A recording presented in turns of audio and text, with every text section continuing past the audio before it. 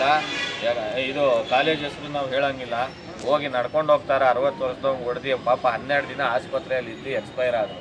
ಯಾರ್ರೀ ಜವಾಬ್ದಾರಿ? ನಿಮಗೂ ಒಬ್ರು ತಂದೆನೋ ಅಣ್ಣ ಅಪ್ಪ ತಂಗಿ ಯಾರೋ ಒಬ್ರು ಇರ್ತಾರೆ, ಹೋಗಿ ಆಕ್ಸಿಡೆಂಟ್ ಮಾಡ್ಕೊಂಡೋಗಿ ಜೀವಗಳು ಹೋದ್ರೆ ಯಾರ್ರೀ ಜವಾಬ್ದಾರಿ? ಟೌನಲ್ಲಿ ಹೋಗ್ಲಿ, ಇಲ್ಲಿ ಅಷ್ಟು ಫಾಸ್ಟಾಗಿ ಹೋಗೋಕೆ ಆಗ್ತದೇನ್ರಿ? ಇಲ್ಲಿ ಹೋಗ್ಲಿ, ಅಂಥದ್ರಲ್ಲಿ ಆಕ್ಸಿಡೆಂಟ್ ಆಗಿ ಡೆತ್ ಆಗಬೇಕು ಅಂದ್ರೆ ಹೆಂಗೆ ಇದು ಆಗ್ತದೇನ್ರಿ? ಇಲ್ಲಿ ಅಷ್ಟು ಫಾಸ್ಟಾಗಿ ಹೋಗೋಕ್ಕಾಗ್ತದ? ಬಸ್ ಸ್ಟ್ಯಾಂಡ್ ಪಕ್ಕ ಕ್ರಾಸ್ ಮಾಡ್ದ ಬಂದಿಲ್ಲ, ಇಲ್ಲೆಲ್ಲ ಇರಬೇಕು. ಕ್ರಾಸ್ ಮಾಡಿ ಆ ಕಡೆಯಿಂದ ಬರೋಂಗೆ ಟಚ್ ಆಗಿದ್ದಕ್ಕೆ ಬಿದ್ದಿದ್ದಕ್ಕೆ 1 ವಾರದ ಹಿಂದೆ ಡೆತ್ ಆಗೈತೆ. ಬಸ್ ಸ್ಟ್ಯಾಂಡ್ ಮುಂದೆಗಡೆ 2 ವೀಲರಲ್ಲಿ ಬರ್ತಾವ್ರೆ, ಟಚ್ ಆಯಿತು, ಬಿದ್ದು ಆಸ್ಪತ್ರೆಯಲ್ಲಿ 1 ವಾರ ಇದ್ಬಿಟ್ಟು ಜೀವ ಹೋಯ್ತು ರೀ. ನಾನೇ ಕಷ್ಟ ಗೊತ್ತಿರಬೇಕು. ನಾನು ಏನು ಹೇಳ್ತಾ ಇದ್ದೀನಿ ಅಂದ್ರೆ, ಓದೋದಕ್ಕೆ ನೀವು ಕಳ್ಸಿದ ಮೇಲೆ ಎಲ್ಲ ರೀತಿ ಅಡ್ಜಸ್ಟ್ ಆಗ್ಬೇಕು.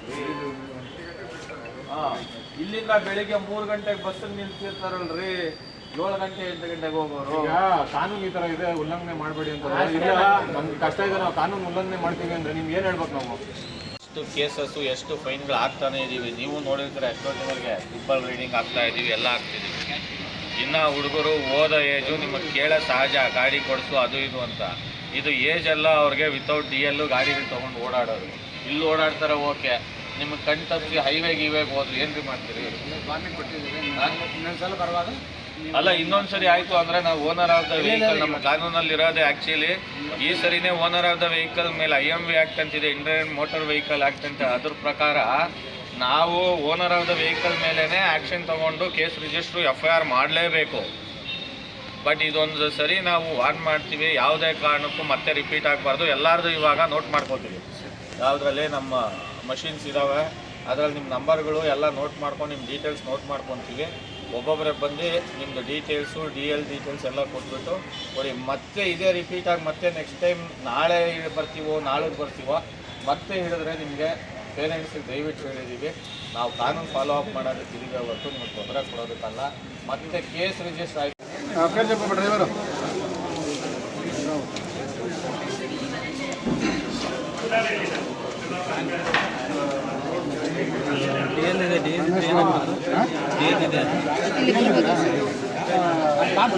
ಇದಾಗ್ಬಿಡು, ಎಲ್ಲರದ್ದು ಒಂದೇ ಕೇಸ್ ಆಗಿದೆ.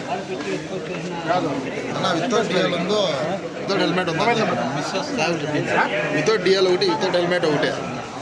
వితౌట్ DLకి చెప్పింది ఏమని చెప్పారు, 2,100 రూపాయలు ఆగిరని చెప్పి అడుగుదా, అది ఒకటే వేసేపోయి ఒకటే.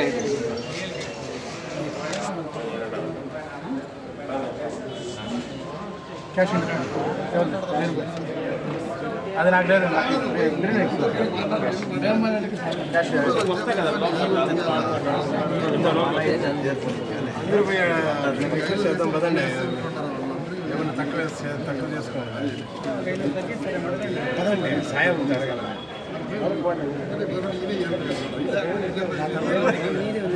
Mobile number చెప్పప్ప.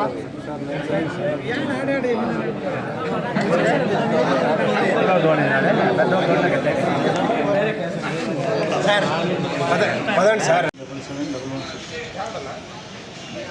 711 తీసుకుంటా